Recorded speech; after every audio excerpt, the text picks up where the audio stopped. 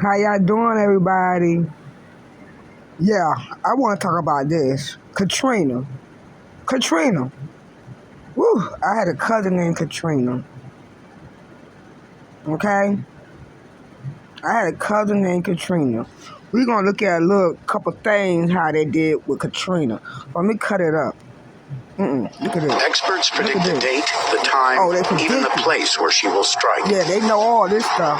And yet somehow, a natural disaster spirals into an unnatural human catastrophe. Look at this. We're devastated. We have heat in 3 days. What turns Katrina into one of the deadliest hurricanes of modern times? No water, no food. We don't have a home. We lost. Got a lot of water. Might don't got no food. But what hurt my feeling, I see them running out with TVs. What they gonna do with the TV? But look how they do. They go way back. Look how they do. We're gonna look at it a little bit more. Why does it take so long to respond to the cries for help? Who makes the decisions and why? They got no TV. We got babies out here. We got handicapped people. On the floor, she's dying right now. 2 people died already. Where's the people? Where's the mail? Please, somebody. We need some help out here. We want to get out of here. I know that's right. But kids are alive, man. The facts behind the storm shed Look new at light this. as we go inside Hurricane Katrina. Ooh, I'm getting hot already. I'm getting hot. Inside. Yeah, let's see what y'all sprinkling on top of it. Baton Rouge, Louisiana, Hey. July 2004. A war game is underway at the state's Emergency Operations Center. The scenario, a deadly hurricane called Pam ravages New Orleans and the surrounding area. Look at this. Floodwaters surge over the levees, engulfing the city. The death toll, 61,000. The injured and sick, 380,000. The homeless, 500,000. 500,000 buildings destroyed. 1 million people evacuate the hurricane zone.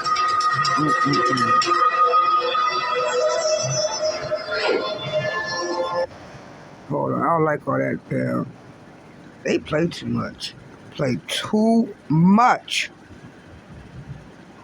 All this, they claim the Almighty Father did this and did other disasters. Do you think our Almighty want to kill us? No. Let's go. I just don't like. No. In the war game, Pam cripples local and state government. So without even waiting for an SOS, Washington takes charge of the relief effort.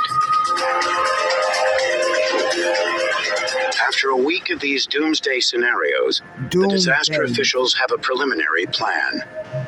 So the locals knew what their responsibilities were. The state knew what its responsibilities were. The federal government knew what its responsibilities were. 13 months later. Okay. Wednesday, August 24th, 2005, 11 a.m., the Central Bahamas. Heavy rain and high winds rattle the skies and kick up mountainous waves in the Atlantic Ocean. Satellite photography reveals a spinning formation of thunderstorms, with a signature counterclockwise rotation of a hurricane in the making. Sustained wind speed tops 38 miles an hour. It is officially a tropical storm for now. On the alphabetized list of names for storms in the Atlantic Ocean in 2005, the next one up is Katrina.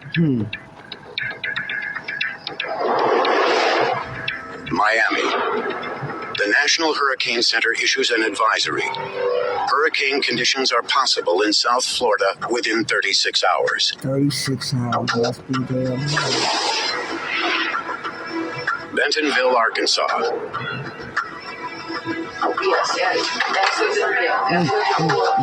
An emergency response team here is already on the case.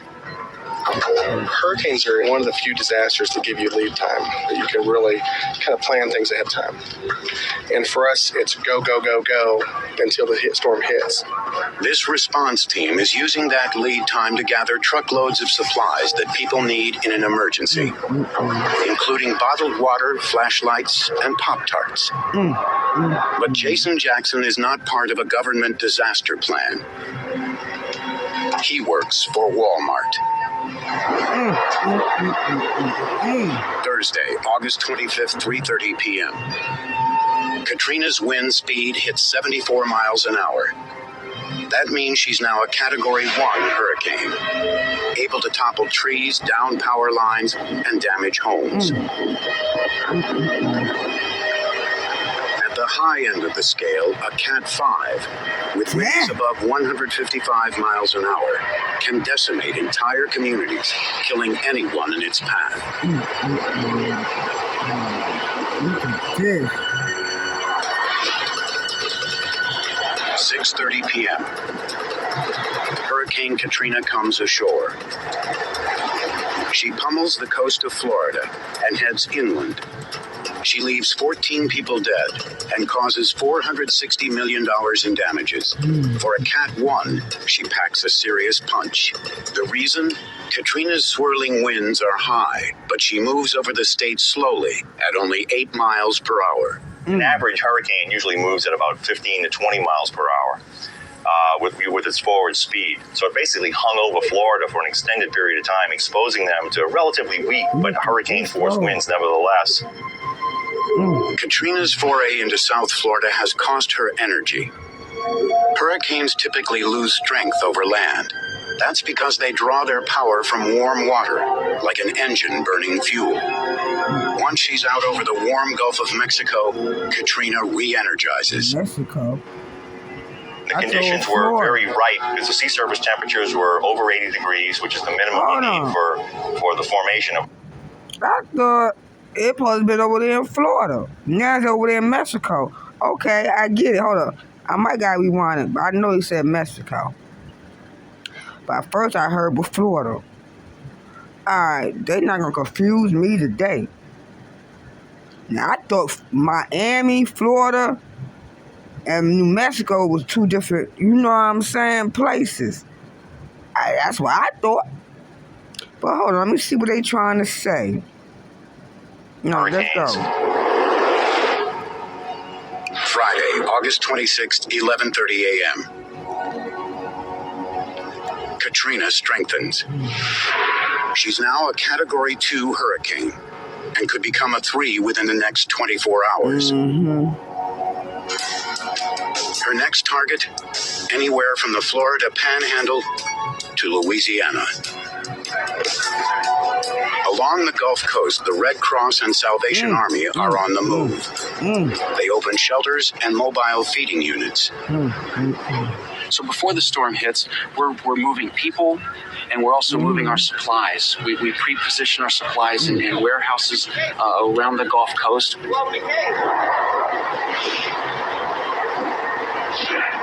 The news about Katrina is spreading, but who's paying attention? Have you ever been to New Orleans? It's the hottest city. New Orleans, Louisiana. A uniquely American city.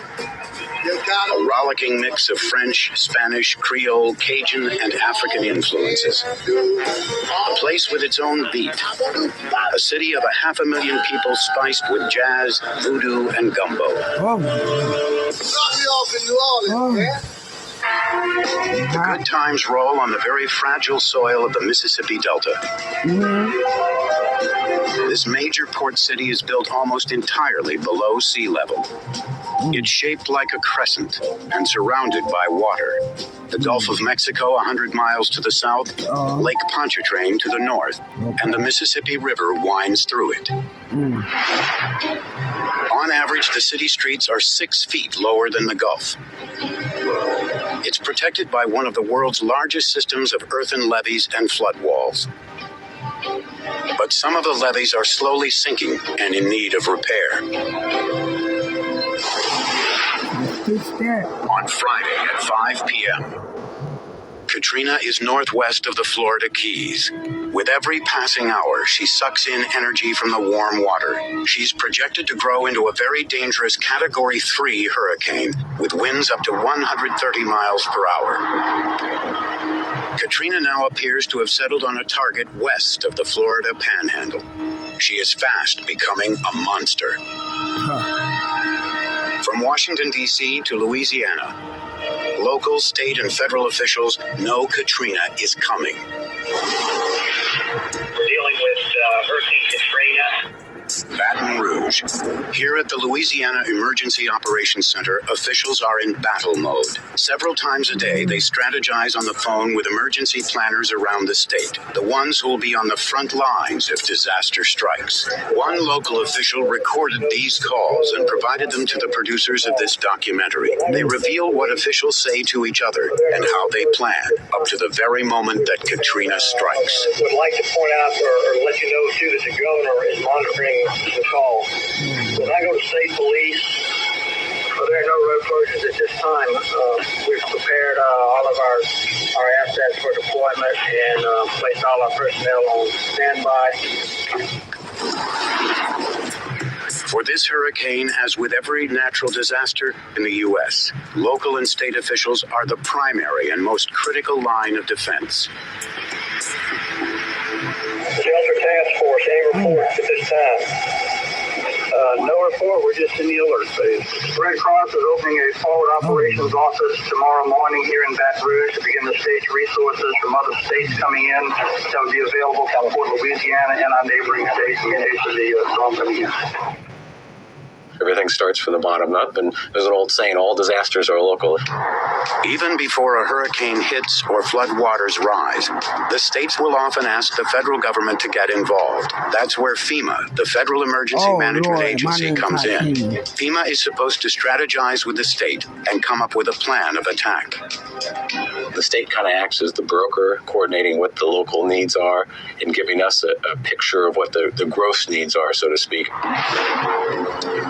Also on this Friday, August 26th, both Mississippi and Louisiana declare states of emergency, which give the governors the right to deploy National Guard troops and suspend civil liberties. The U.S. Coast Guard puts helicopters, planes, and cutters on standby. Out in the Gulf, oil companies evacuate their rigs. The work stoppage will have an immediate impact nationwide. The Gulf accounts for more than 25. What they were doing, spread some more to get it more tighter, you know what I'm saying? Or this helicopter dropping more wherever, chemtrails, get that thing more stronger, breaking levees and everything. Wow. Time out. They try to just talk about those sense. No. Percent of America's oil and natural gas production. Yeah. Yes. New Orleans is by far the biggest city in the likely path of Katrina. She's now expected to hit the Gulf Coast in 72 hours. Yes, 72. Over the coming days, 2 Louisiana politicians will play leading roles in determining the city's fate. 49-year-old Ray Nagin is a former cable TV executive elected as mayor in 2002. 62-year-old Kathleen Blanco is a veteran of state politics and the first woman to serve as Louisiana governor.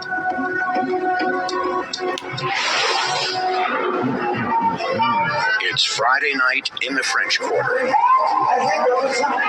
On Bourbon Street, the étouffée flies out of the kitchens and the freewheeling jazz bands are moving feet. People down here, they don't fear hurricanes. They honor them. Big Easy style, with a mind-numbing concoction called a hurricane. 11 p.m. Friday night. The National Hurricane Center forecasts that Katrina will hit land here, in the town of Burris, Louisiana, 60 miles southeast of New Orleans. This prediction will turn out to be extraordinarily accurate. Saturday, August 27th, 2005. Katrina is now a deadly Category 3 hurricane. Her winds hit 115 miles an hour. She draws awesome power from the Gulf and propels a storm surge ahead of her. 7:30 a.m. Baton Rouge. A Louisiana emergency official, Jeff Smith, has gathered his counterparts for another conference call. FEMA Region 6, do you have any comments? Oh, Region 6. The FEMA liaison wants Louisiana officials to make a key decision about relief supplies. We need to start flowing commodities to supplement what we already have. Ice water. We need to talk about how many distribution points you want. So at your convenience this morning, if you give me a time, we'll give you a call to talk about that.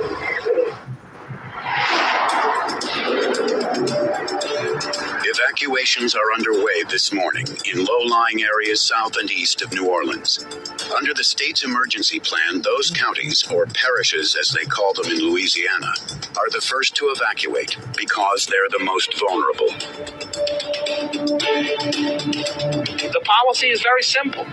It's get out of here, and get out of here as quickly as we possibly can. So all the state agencies, the local agencies, everybody is working together to accomplish that goal. It's a kind of gentleman's agreement.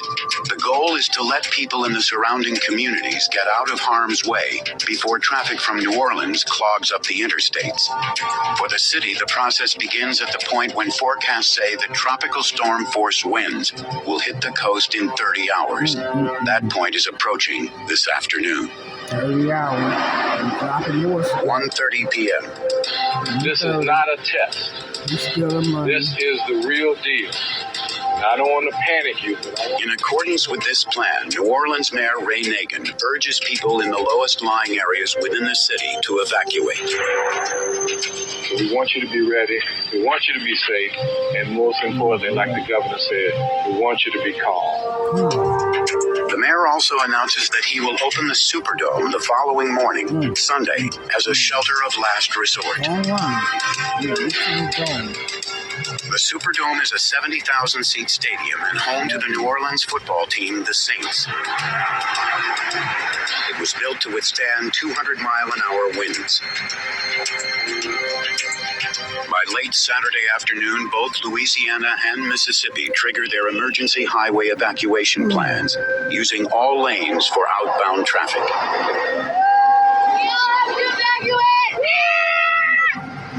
Even with the extra roadways, traffic snarls. It's extremely hard to leave. Your whole life is here, your whole world, and it's hard to decide what's important and what's of value. All along the Gulf Coast, thousands of people are streaming inland, hoping to avoid Katrina's wrath. Hotels book up. Lines form at grocery stores and gas stations. Just recently gotten out of a gas line that was about 2 or 3 hours, and most of the gas stations are closed down. But there are tens of thousands of people who are just staying put. The people I talked to and asked them to get out, they were like, well, we don't have any place to go, so we're just hanging in here. That attitude pervades parts of New Orleans as well, and this city of nearly 500,000 people is unprepared to deal with the consequences of so many people who decide to stay in their homes and ride out what threatens to be one of the most dangerous hurricanes in American history. Saturday afternoon, August 27th, 2005. A possibly catastrophic hurricane is now forecast to slam into the Gulf Coast on Monday morning. One statistic reveals the tragedy about to unfold. According to the New Orleans Emergency Management Plan, roughly 100,000 residents of New Orleans, more than 20% of the entire city, do not have cars or other means of personal transportation. Many of these same people have no money for a bus, a train, or a hotel. Many depend on welfare checks, which tend to run out by these last few days in the month. Despite the dollars that tourists bring to the Big Easy, New Orleans has long been poor. It has a poverty rate of more than 23%, almost twice the national average. And its murder rate is one of the highest per capita in the country.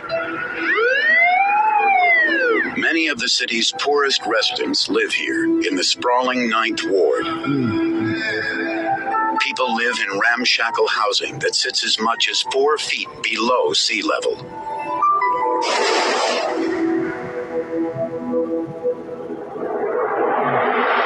Crawford, Texas.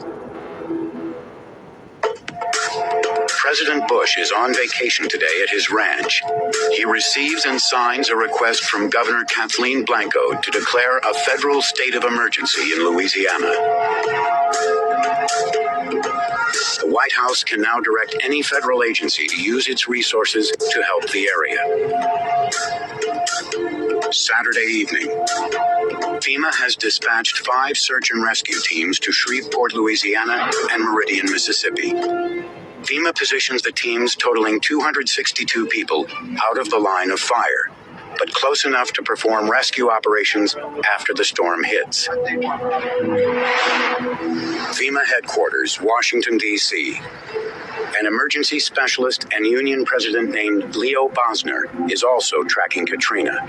Bosner believes the agency is unprepared for the kind of disaster predicted in the Hurricane Pam scenario. And as this went along Saturday night and into Sunday, I think all of us just felt this terrible, hollow feeling. Why aren't greater measures being taken?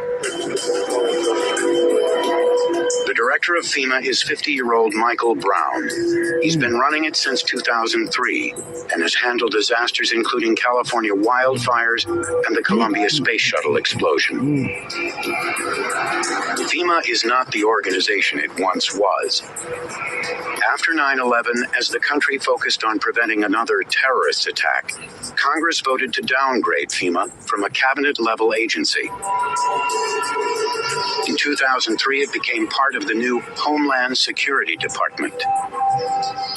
The problem with putting FEMA into the Office of Homeland Security was that it took it out of the White House. And there is nothing more effective for any government agency than being right next to the president. Saturday, August 27th, 7 p.m. Central Time. Katrina is a dangerous Category 3 hurricane. She's barreling toward Louisiana and Mississippi on her way to becoming a cataclysmic 4 or 5. Weather maps show Katrina expanding so rapidly that she seems to overwhelm the entire Gulf. Her 12-foot waves are already approaching parts of the coast. By this point, across New Orleans, floodgates are closing on the levees that surround and cut through the city, including the Industrial Canal on the city's east side, the 17th Street Canal on the west side, and the London Avenue Canal in the Gentilly neighborhood. The levees are embankments made of dirt. Some are topped with reinforced concrete flood walls. They range between 13 and 18 feet tall. Some date all the way back to the 1920s. The Army Corps of Engineers maintains them and acknowledges that budget shortfalls have prevented urgently needed repairs.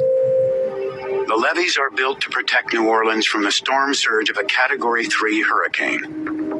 Storm surge is when high winds push massive amounts of water above the normal sea level.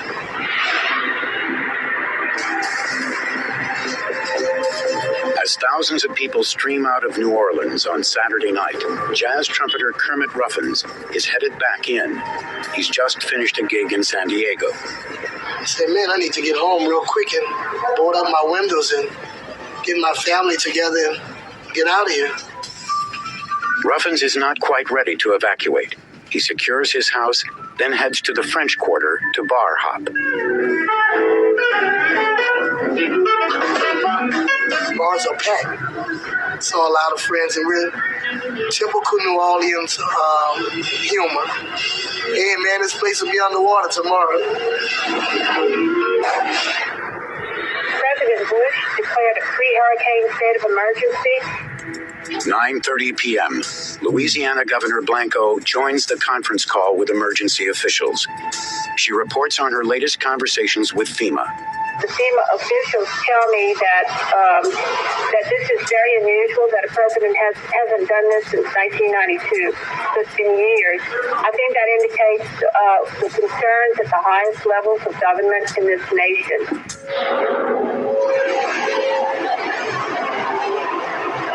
And yet, despite the warnings and doomsday scenarios, a FEMA report will later note that on Saturday night, August 27th, 2005, the bars were rocking in the French Quarter.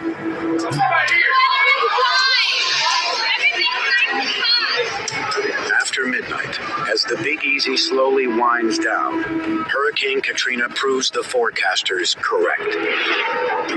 Sunday, August 28th, 12:40 a.m. Katrina becomes a Category 4 hurricane, hell-bent on destruction. Hurricane Pam is no longer just another doomsday theory. The worst-case scenario will soon be reality. Sunday, August 28th, 2005, 7 a.m. Central Time. Hurricane Katrina is 250 miles out in the Gulf of Mexico. She has become an extremely rare Category 5 monster, forecast to come ashore in less than 24 hours. At this point, New Orleans Mayor Ray Nagin decides to announce a mandatory evacuation of the city, something that's never been done before. He puts the plan in motion.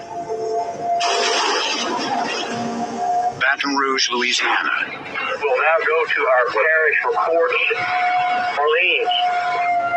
On a conference call with state and FEMA officials, the New Orleans representative voices one overriding concern. And we're dealing with our internal transportation plan of how to deal with our large number of people without vehicles to get to a refuge of last resort.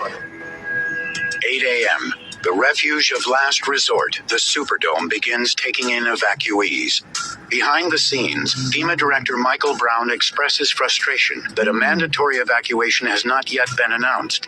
Brown appeals to New Orleans residents. Voluntary evacuations right now. I'll tell you this personally. If I lived in New Orleans, I'd be getting out of there.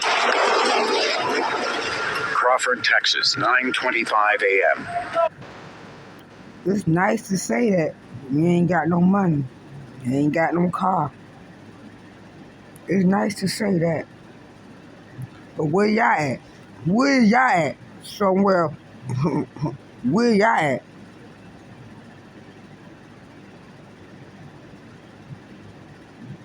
Just let me know. From his ranch, President Bush calls Governor Kathleen Blanco to discuss the New Orleans evacuation plan. At this point, the governor and the mayor have the power and the responsibility for getting people out of harm's way. New Orleans, 9:30 a.m. President Bush called and told me to share with all of you that he is very concerned about the citizens. He is concerned about the impact that this hurricane would have on our people. And he asked me to please ensure that there would be a mandatory evacuation of New Orleans. Now there is one. Katrina's landfall is about 20 hours away. This is going to be an unprecedented event. We want everybody to get out. The city of New Orleans has never seen a hurricane of this strength to hit it almost directly. Mayor Nagin also imposes a 6 p.m. curfew. 10:11 a.m. The National Weather Service issues an apocalyptic advisory, the kind of warning it would seem positively suicidal to ignore. Devastating damage expected. Most of the area will be uninhabitable for weeks, perhaps longer. At least one half of well-constructed homes will have roof and wall failure. All windows will blow out. Airborne debris will be widespread. Persons, pets, and livestock exposed to the winds will face certain death if struck. By this point on Sunday morning, most people have either fled New Orleans or are in the process of doing so. But tens of thousands of people, many in the lowest lying and poorest parts of the city, are not leaving. They scramble to grab last-minute supplies. we've got oil, we've got water, we've got food. Pray for us. Pray for all of New Orleans. They'll tell you, well, I lived here through Betsy or Camille or one of the previous hurricanes. There have been all kinds of hurricanes that have come through. None of them could truly devastate the area. With a police force of only 1,600, the mayor does not send his officers out to enforce the mandatory evacuation. It's not just a question of manpower. There is also a traditional bias against forcing people out of their own homes. Still, officers do use their powers of persuasion. I went as far as telling people, I said, well, just do me a favor. Make life easy on us. Take a permanent marker, write your social security number along one arm and one leg. So when we find your body, we can check the social security records and find out who you are. That we don't have to try and fingerprint a decomposed body. Mayor Nagin dispatches regional transit buses to pick up residents at 12 locations around the city and ferry them here to the Superdome. Come with enough food, perishable items to last for 3 to 5 days. Come with blankets, with pillows. No weapons, no alcohol, no drugs. You know, this is like the governor said, you're going on a camping trip. According to Amtrak, the city declines an offer to put hundreds of evacuees on the last passenger train leaving the city. The predictions about Katrina are so ominous that National Hurricane Center Director Max Mayfield not only briefs FEMA Director Michael Brown and Homeland Security Chief Michael Chertoff, but also President Bush. Louisiana State Representative Arthur Morell and his wife, Cynthia, a New Orleans City Councilwoman, argue about whether to evacuate.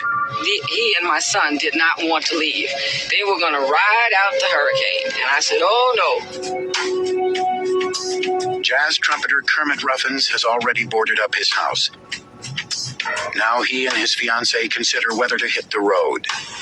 Normally I would stay home, board up my windows, light a few candles and relax for a day or two. But my fiancée said, Kermit, we better get out of here. Elsewhere, people stand on street corners, holding a few spare possessions, bags of clothes or pillows. It's 91 degrees and humid as they wait for buses to take them to the Superdome. The process takes hours. When they arrive, they find a shelter with security, medical facilities, food, and water. Between them, FEMA and the Louisiana National Guard have trucked in tens of thousands of liters of water and MREs, or meals ready to eat, the standard military ration. By nightfall, nearly 10,000 people take shelter here. I think the people in here are pretty happy to be inside. Indeed, I'm very grateful for this Superdome, because without it, I don't know where we would be. By now, FEMA has mapped out 11 storage sites in and around the hurricane zone. They have stockpiled supplies, more than 2.5 million liters of water, more than 1.3 million MREs, and 17 million pounds of ice. 6 p.m., curfew time in New Orleans. The French Quarter is empty. It's warm, quiet, and calm. The news reports tonight all say the same thing. Katrina is barreling across the Gulf of Mexico at Cat 5 strength, the highest ranking. In the world of weather, this is the weapon of mass destruction. This is pretty much the hurricane that we always talk about. If it should stay on that current trajectory, just east of downtown New Orleans, that's bad. They avoid the direct hit from the south, but look, on the east side, that's the worst flooding scenario. Next is FEMA. 9:30 p.m. Louisiana and FEMA officials hold one more conference call before Katrina strikes. The tone of the call is professional, matter of fact.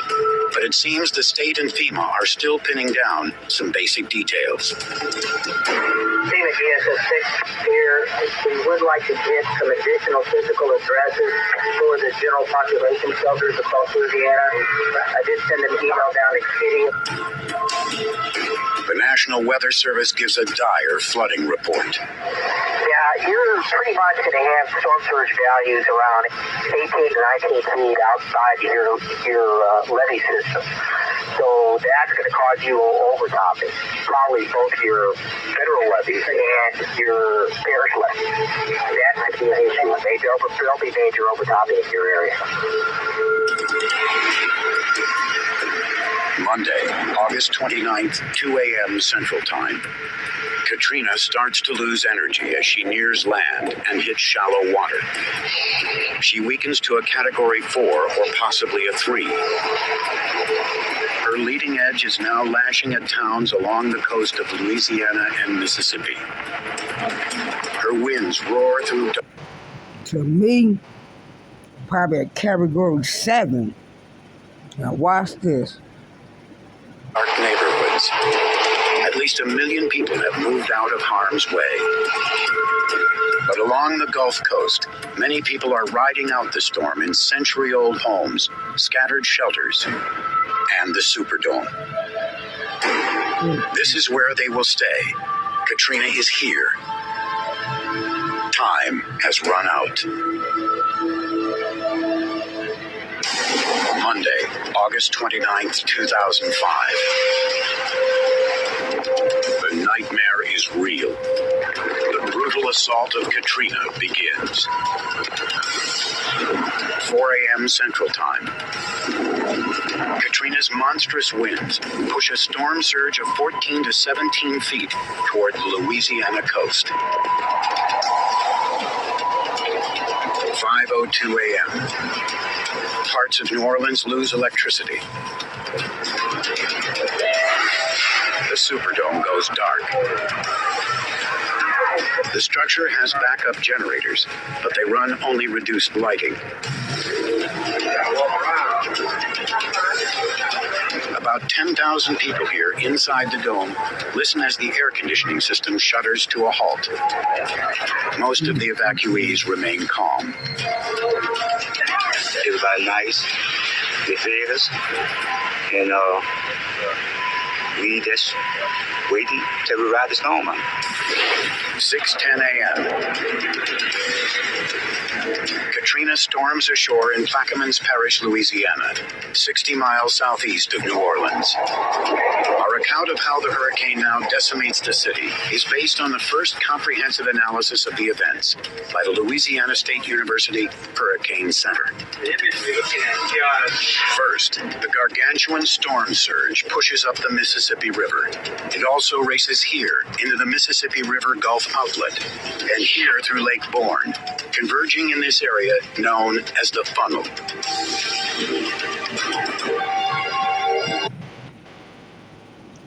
Do y'all remember in the Bible, parable, rivers turn red from blood, killing people? Best believe that. Yep, that's what it means. Babylon. Done. In New Orleans, the winds are furious. A few hundred feet from the Superdome, two brothers, both police SWAT team members, Dwayne and Daryl Sherman, have spent the night sleeping in their trucks. We just left the doors open. We're sleeping my brother on the backseat, his truck, me on the backseat of mine. And when we heard the wind picking up, it actually sounded like somebody beating on the steel doors. Doug Kiesling, a professional storm chaser, sets up his camera and starts recording. This would kill me. You got a thin old thing, think they ain't gonna blow it down? But you gonna be recording with your orange on? They do too much. Oh, Lord, I got my stuff. This little thin thing with his jailhouse outfit, I'm just done. I just had like Cat 3 or Cat 4 winds going through these buildings here, just ripping off stuff.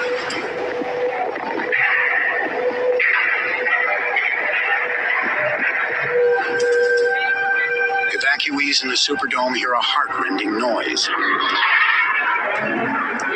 It looks like one section of the Superdome roof may soon peel away from the actual stadium. We're going to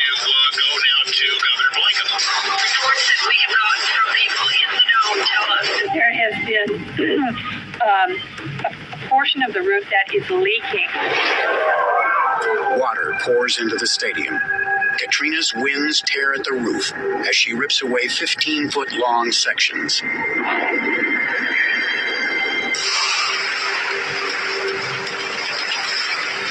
On the streets, a man struggles to stand in the blinding rains and relentless winds. 7 a.m. With the eye of the hurricane still south of the city, the storm surge tops the levees in the funnel.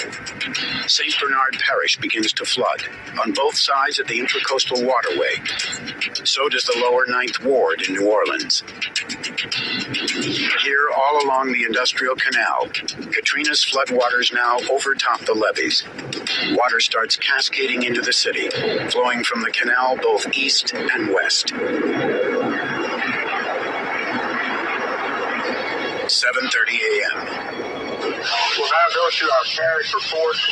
Please give us your status. It's the first chance for local, state, and FEMA officials to report to each other on Katrina's assault. Power down in the city. 911 down. The phone systems are all down, so we're talking on cell. We're extensive flooding in the east. In the Superdome. Can everyone verify the water in the 9th Ward, Industrial Canal? Yeah, it's major tidal surge coming up that Intracoastal waterway in the East New Orleans. And we're also getting some pushback coming up the canal. Inside the Superdome, terrified evacuees are still watching as Katrina continues to tear away at the roof. Right over the 50-yard line, a big chunk of the roof tore off. Came on Sunday. All of a sudden, it scared everybody. Scared me. I didn't know it was going to scare. Sunday, bam, unexpectedly.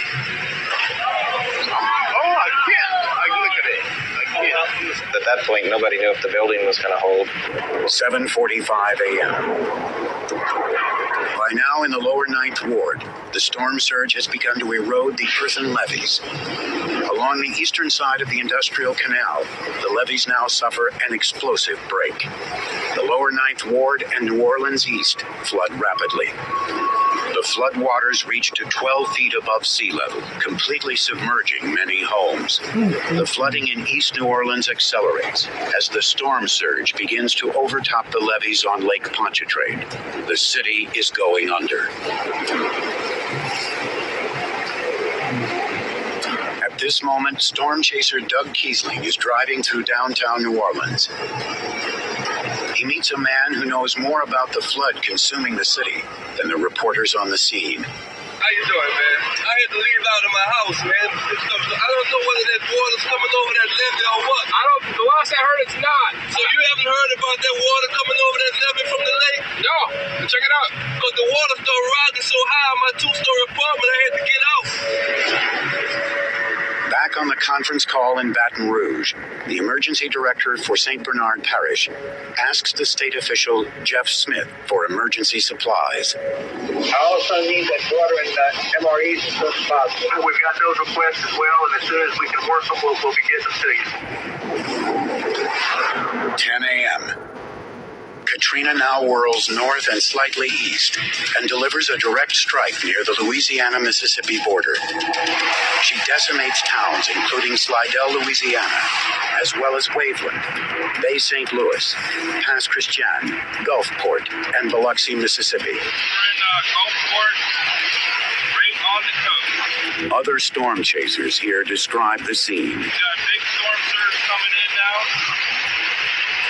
The roads are going to be completely, we're not going to be able to drive in another hour.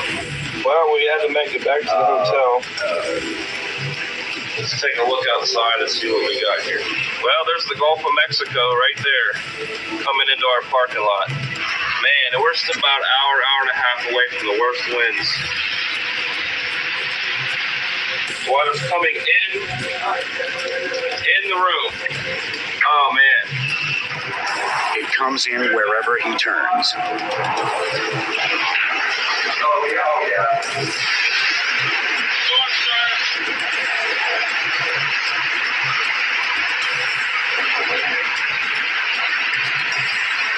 his men help an elderly woman escape the rapidly rising water. Well, we're in the lobby here of our hotel. We're completely underwater. This first floor here, there's chairs float by.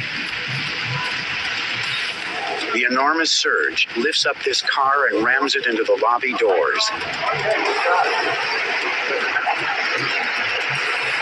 Jim, look at this over here. It's time to head to higher ground. We're currently on the second floor. The surge chases people up the stairs. I think the eye is very close.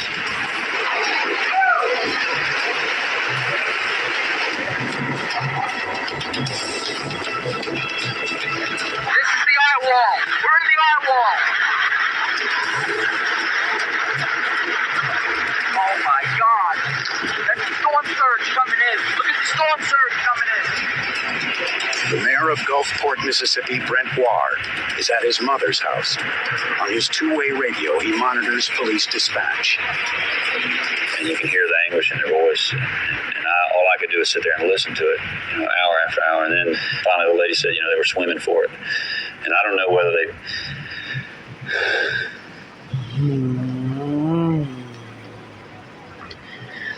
they survived or not, Biloxi, Mississippi. Mayor A.J. Holloway is in City Hall with his family.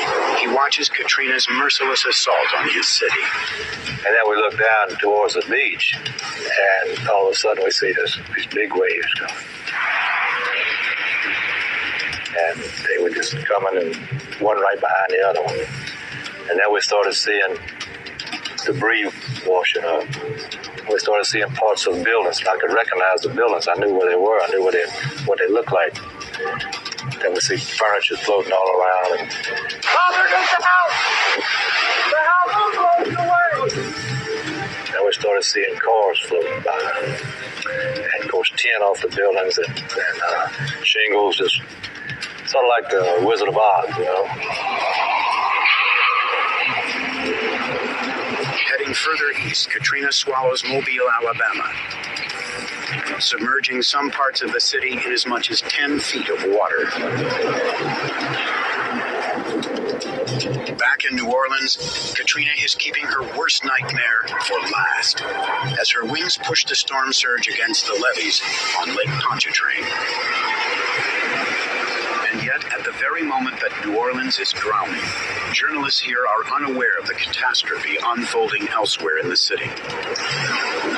Unwittingly, their live reports give the rest of the country a false sense of comfort. They dodged the bullet, but they still got a sound bruising. New Orleans, Monday, August 29th, 10 a.m. The Jackson Barracks, downriver from the French Quarter. Katrina's floodwaters surround 337 National Guard troops. It was 14, 15 feet high in the armory in less than an hour. You could physically just sit there and watch it inch by inch going up the walls of the armory. You could hear pieces of the roof ripping off, glass breaking. We have huge brick walls around our armory, and as the water came up with the hurricane, you could just see them toppling. In homes across the city, the water forces people to move to higher floors. Angela Green and Chris Erskine are in their home in the Mid-City neighborhood. We were in a single-story duplex, it came up to our steps probably within the first hour, and then probably came up further into the house within the next 2 hours. I had to axe through into our neighbors, drywall, right, and then get whatever perishables we could because ours were running out. And then we had to swim about 40 feet and get into another neighbor's house to get upstairs to the second floor. If the waters rose high enough in your home, the potential is you drowned in your attic if you couldn't break your way out. Baton Rouge, FEMA Director Michael Brown contacts Homeland Security Chief Michael Chertoff in Washington. Brown wants 1,000 temporary relief workers moved into the hurricane zone within 48 hours. FEMA has about 3,000 employees. Because it's not a first responder, it doesn't have ambulances, fire trucks, or helicopters of its own. The agency relies on state workers, the National Guard, private contractors, the U.S. military, and other federal agencies. Brown orders emergency workers to wait until federal, state, and local officials establish a unified command structure, a standard FEMA protocol.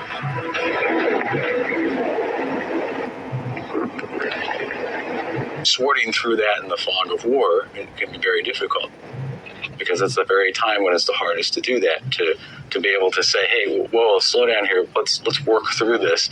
But they don't want to hear that. The state's left with the difficult task of trying to figure out, well, what is it that we can do to meet that need versus what we're going to go and ask the federal government to provide. Katrina knocks out most communication systems.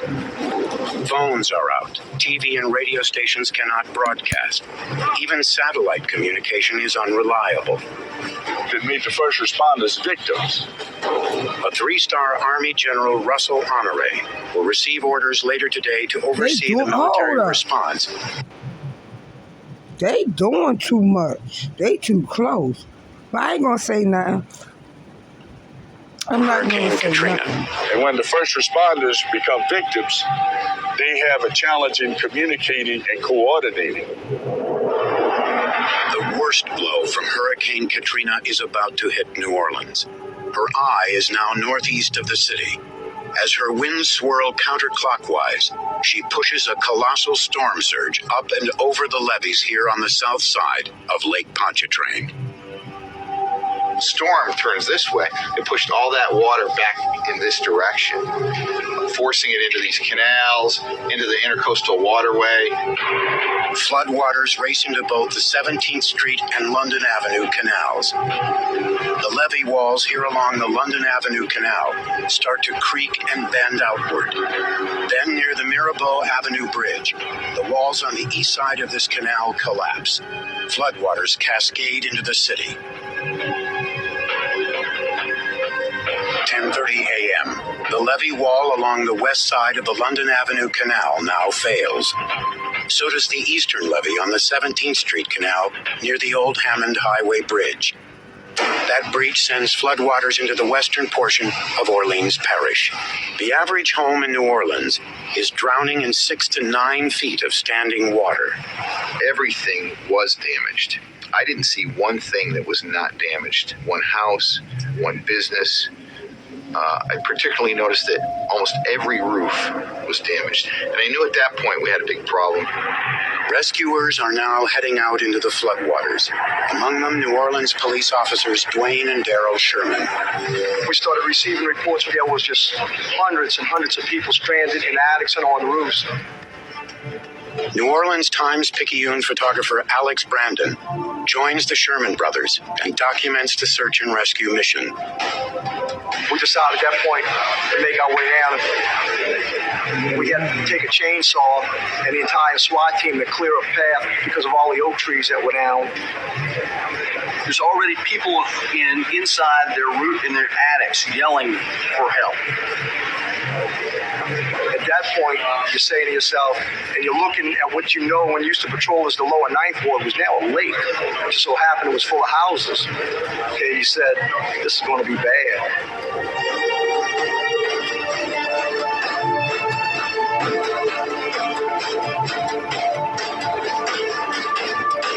We pulled up to a roof to rescue a young man, and he waved us off and said, look, I'm fine, but there's some old people in that house right there. And as we pulled up, there was an elderly couple. I would guess they were probably in their 70s in a single-story dwelling. Throughout the day, the Shermans, along with Brandon, go from house to house to rescue the young, the old, and the poor. I'd take a picture and I'd set the camera down and I'd help the person in the boat. I'd take a picture, I'd set the camera down and help the person in the boat. These poor people, their strength is gone.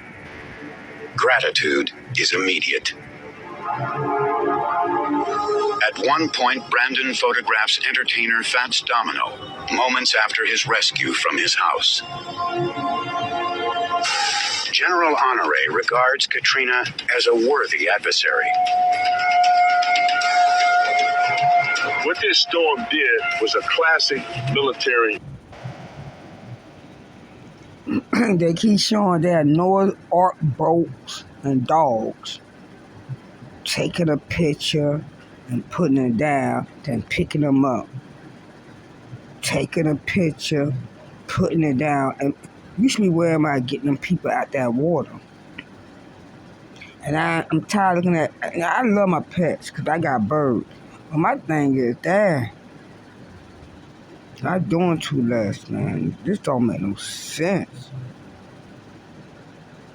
Y'all control this stuff wrong. Taking pictures and then you picking them up.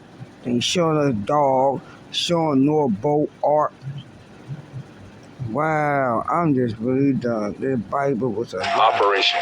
The storm gathered strength, attacked the coast of Louisiana, Mississippi with overwhelming force.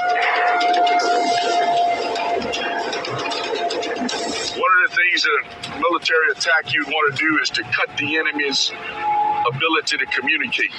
It took out all cell phone and regular phone services. The other thing this storm did is it cut the road network. It's totally flooded out down there. As this storm moved north, it protected its left flank by leaving a flood. Yeah, this whole place is going underwater. Again, classic military attack. Take the enemy's eyes out. Take his ears out. It fix him so he can't maneuver. Katrina has declared war on the Gulf Coast. She is winning handily. Downtown New Orleans is trashed. 1 p.m. At this moment, NPR reaches one of its reporters, John Burnett, at his hotel room in New Orleans. Burnett and many other journalists are unaware of the levee breaks. It was the best eventuality of the worst possible scenario. They dodged the bullet, but they still got a sound bruising. The media were what people relied on back in Washington to get a picture of what was going on there. And when the report was that everything looked okay on Monday afternoon, that's the impression that was conveyed back in Washington. To the east, once Katrina passes, the damage is shocking. Off the coast of Mobile, Alabama, Katrina has rattled this oil platform from its mooring. Biloxi, Mississippi, a 911 dispatcher is talking to a hurricane victim. We're going to get you out of there. You need to calm down now. Like they're drowned in my house. My house is totally gone.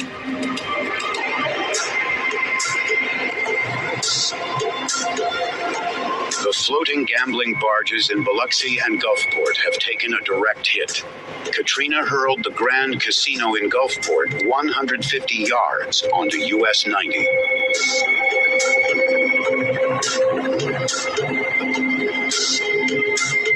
The region's gambling industry is out of luck. So are many homeowners. We lost everything. I don't even know if my kids are alive, man. I couldn't believe my eyes. Everything was gone. People were just coming out of their homes and the dazed look on their faces. Their neighbors, in many cases, were just gone.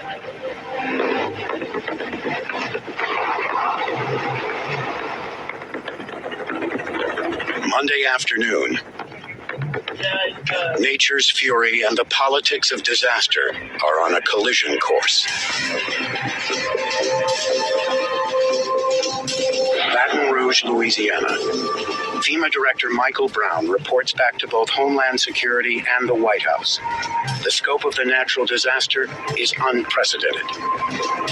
Relief efforts in New Orleans are uncoordinated. Brown has concluded that Louisiana is incapable of handling the crisis.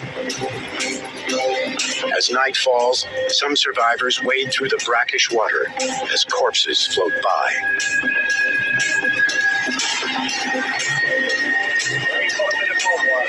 This evening, an ABC News correspondent on the scene in New Orleans reports that the levees have only overtopped, not broken. It was simply the volume of rain that left many areas underwater, he says. This was not the apocalyptic hurricane that many had feared. Just how wrong such reports are will become abundantly clear over the next 24 hours.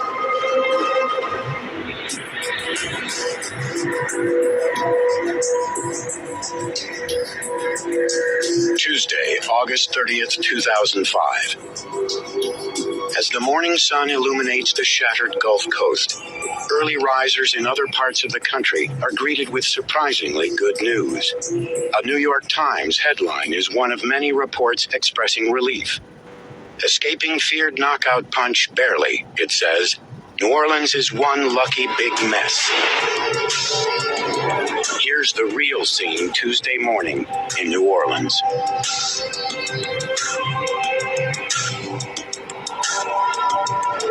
Floodwaters cover 80% of the greater New Orleans area. In the city alone, Katrina has destroyed at least 200,000 homes. Survivors navigate through the city on top of a mattress, in a tub, or on a crude raft. Cars, houses, street signs are all submerged in a muddy brown layer of water, gas, sewage, and chemicals. Thousands of desperate residents are trapped in their homes, chased by the rising waters into attics, breaking through to their rooftops. They wait and pray for help.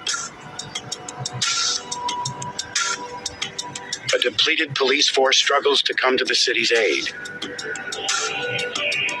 Police will later report that 249 officers deserted their posts during the hurricane. You know, they left us at the most critical time in the city. It hurt us bad. It really did.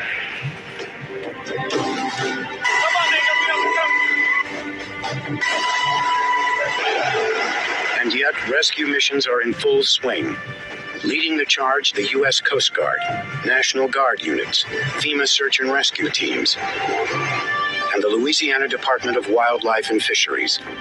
Even in the midst of a communications blackout, they pluck the stranded off rooftops and motor up to their flooded homes.